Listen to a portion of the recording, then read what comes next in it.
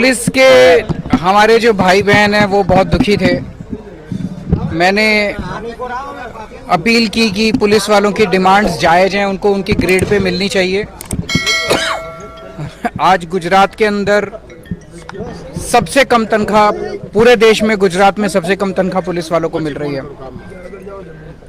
मेरे अपील करने के बाद गुजरात सरकार ने उनकी ग्रेड पे की डिमांड तो नहीं मानी, लेकिन चुनाव को देखते हुए उन्होंने उनको थोड़े से भत्ते बढ़ा दिए। लेकिन वो भी अब लगता है उनकी मंशा ठीक नहीं है। अब जब उन्होंने नोटिफिकेशन निकाला उसका, तो उसमें मैंने सुना है कि उन्होंने शर्तें लगा दी हैं कि आपको ये साइन करके देना पड़ेगा कि आप ये मिलने के बाद कोर्ट में केस नहीं कर सकते। क्या क्या शर्तें हैं सर? कई अंडरटेकिंग मांगी गई, आंदोलन नहीं कर सकते, वो नहीं कर सकते, मांग नहीं कर सकते, ग्रेड पे की मांग नहीं कर सकते। ये तो संविधान के खिलाफ है, क्योंकि कॉन्स्टिट्यूशन के अंदर सबको फंडामेंटल राइट्स दिए गए हैं, विरोध करने का राइट दिया गया है। आप इस तरह से बंधुआ मजदूर नहीं बना सकते अपने पुलिस कर्मियों को।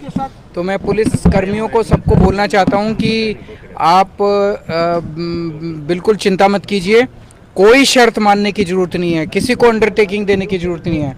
कोई पुलिस वाला अंडरटेकिंग ना दे इनको। 3 महीने रह गए हैं, इनकी सरकार जा रही है, इनका घमंड टूटने वाला है, और 3 महीने के बाद जब हमारी सरकार आएगी हम आपको ग्रेड पे भी देंगे और हम आपसे किसी भी तरह की कोई शर्त वो मांगेंगे। सुरक्षा एजेंसी कितने भी है, उसकी भी यही समस्या है। सभी की, गुजरात सरकार में जितने कर्मचारी हैं सभी दुखी हैं। क्यों दुखी हैं? इनके अहंकार की वजह से। अगर सरकार का कर्मचारी दुखी होगा तो सरकार की योजनाएं लागू कैसे होंगी? टीचर्स दुखी हैं, आउटसोर्सिंग कर्मचारी दुखी हैं, आंगनवाड़ी वर्कर दुखी हैं, आशा वर्कर्स दुखी हैं, होमगार्ड्स दुखी हैं, 108 नंबर वाले कर्मचारी दुखी हैं, चिकित्सा कर्मचारी दुखी हैं, स्टेट ट्रांसपोर्ट कर्मचारी दुखी हैं, सब दुखी हैं। ग्राम रक्षक दल दुखी हैं, वीसी जो गांव-गांव के अंदर है वो दुखी हैं। इन सब लोगों को मैं कहना चाहता हूं कि आप बिल्कुल चिंता मत कीजिए। जब दिल्ली में हमारी सरकार बनी उसके पहले दिल्ली सरकार के अंदर भी कई सारे शीला दीक्षित जी के टाइम पे धरने लगे रहते थे कर्मचारियों के। आके हमने सबके मुद्दे सुलझाए। आप सबकी डिमांड्स मान लीजिए, खर्चा बहुत कम होता है, और अगर आपका कर्मचारी सुखी होगा तो आपका दौड़ दौड़ के आपके काम करेगा ना। तो 3 महीने रह गए, सभी कर्मचारियों को, गुजरात सरकार के सभी कर्मचारियों को मैं अपील करना चाहता हूँ, खूब जम के प्रचार कीजिए आम आदमी पार्टी का, खूब जम के प्रचार कीजिए। मिलके सब लोग आम आदमी पार्टी को भारी बहुमत से जिताइए, रिकॉर्ड तोड़ मार्जिन से जिताइए। आपके सबके काम करने की जिम्मेदारी मेरी है। क्या प्रार्थना रही है ठाकुर जी से? अभी भगवान द्वारकाधीश के दर्शन करने का सौभाग्य प्राप्त हुआ, और अंदर मंदिर में पूजा करके बहुत मन को शांति मिली, और भगवान से प्रार्थना की कि सब लोगों को सुखी रखें, सब लोगों को सुख शांति प्रदान करें, सबकी मनोकामना पूरी हो, और हमारा भारत देश दुनिया में सबसे गौरवशाली और सबसे शक्तिशाली राष्ट्र बने, दुनिया का नंबर 1 देश हमारा भारत बने, ऐसी मैंने प्रभु से प्रार्थना की। और आज यहाँ आके बहुत अच्छा लगा, बहुत सुकून मिला। राजनीति की शुरुआत द्वारका से होती है, और इधर तो मांगो 20 और 120 देते हैं। क्या मांगा आज आपने? मैंने यही मांगा कि हमारे भारतवर्ष के लिए मांगा कि भारत देश खूब तरक्की करे, खूब विकास करे, और दुनिया का नंबर 1 देश बने, दुनिया में सबसे शक्तिशाली देश बने। 10 लाख नौकरियों की आपने बात की, अगर आपकी सरकार बनती है तो 10 लाख नौकरियाँ 1 साल में रहेगी या हर साल में? हमने 5 साल की बात की है। 5 साल में 10 लाख? 5 साल में 10 लाख सरकारी नौकरियां देंगे, और अंदर भगवान से प्रार्थना की कि सबको रोजगार मिले, हर हाथ को काम मिले, और भगवान के आशीर्वाद से हम 10 लाख से ज़्यादा ही नौकरियां देंगे। दूसरा सवाल मेरा ये है कि आपका एक रिकॉर्ड रहा है कि आप जिस तरीके से पब्लिक जो डिजर्व करती है टैक्स मनी में से वो आप देते हैं, और फिर भी आपकी बैलेंस शीट दिल्ली सरकार की प्लस रही है। गुजरात में ये है कि the bad book of accounts 3.5 lakh crore का कैरी फॉरवर्ड है बैड डेट्स का। उस हिसाब से आप जिस तरीके से अनाउंसमेंट कर रहे हैं उसको आप कैसे मैनेज करेंगे? मुझे खुशी आपने ये प्रश्न पूछा कि हम लोग जो भी वादे करते हैं वो पूरे करते हैं, और हम वादे पूरे करने के बावजूद जहाँ जहाँ सरकार चला रहे हैं उसको हम पॉजिटिव में रखते हैं, सरकार नुकसान में नहीं जाती। मैं आपकी बात से सहमत हूँ कि अभी गुजरात की सरकार का जो अकाउंट्स हैं सरकार लॉस में चल रही है, उसके ऊपर 3.5 लाख रुपए का कर्जा है। ईमानदारी से अगर काम करेंगे, हम भगवान के मंदिर में खड़े हैं, मैं झूठ नहीं बोलूँगा, ईमानदारी से अगर काम करेंगे तो पैसे की कमी नहीं है, पैसा बहुत है, सारी जन सुविधाओं के लिए पैसा है। ईमानदारी से काम करेंगे तो ये 3.5 लाख करोड़ का कर्जा भी 5 साल में ख़त्म हो जाएगा।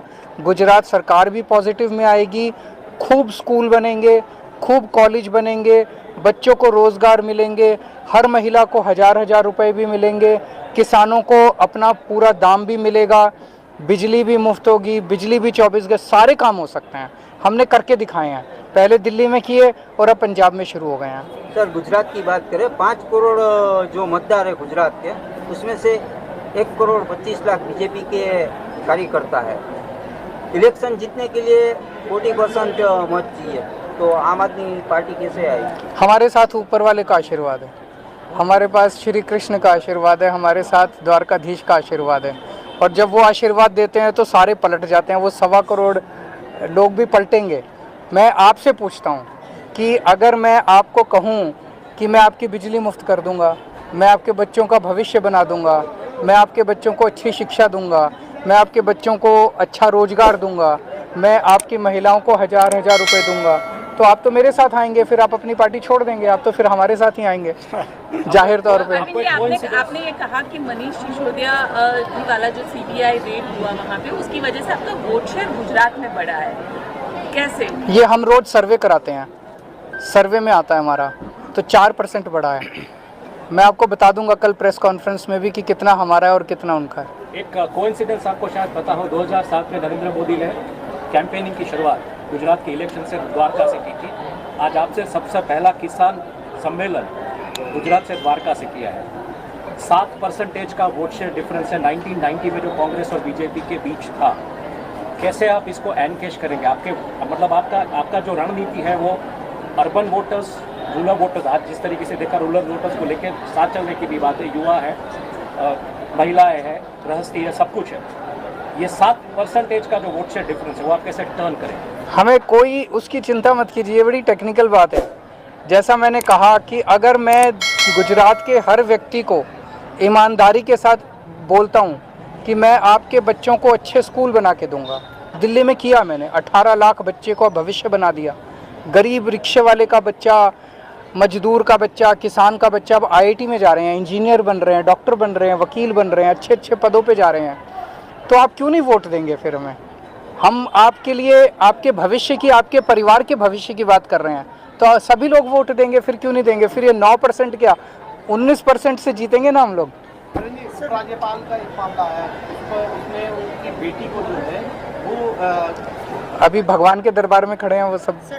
हमारी बातें करो, अच्छी अच्छी बातें करो। गुजरात की लीडरशिप के बारे में क्या कुछ मानते हैं? सारे हमारे लीडर्स यहाँ खड़े हैं, सब लोग अभी ऊपर वाले का आशीर्वाद लेके आए हैं। कौन होगा गुजरात आम आदमी पार्टी का चेहरा? कौन? आम आदमी होगा, समय आने पे सब बताएंगे आपको।